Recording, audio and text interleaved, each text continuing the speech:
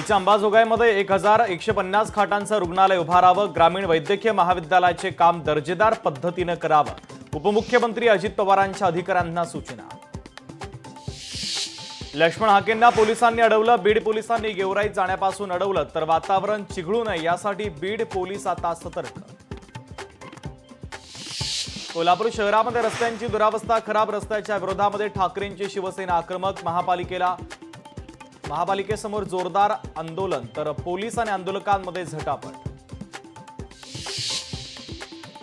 गणेशोत्सवाच्या पार्श्वभूमीवर पुण्यातील वाहतुकीमध्ये काही महत्त्वाचे बदल, पर्यायी मार्गांचा वापर करावा, वाहतूक विभागाच्या सूचना, 27 ऑगस्ट पर्यंत वाहतुकीमध्ये बदल।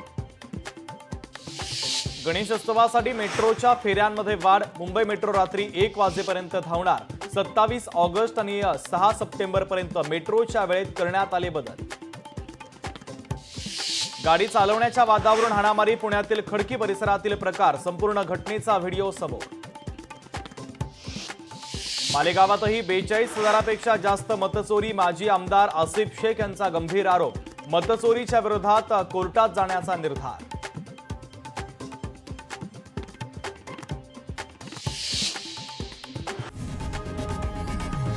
लोकशाही मराठी ऐका, पहा, जागरूक रहा।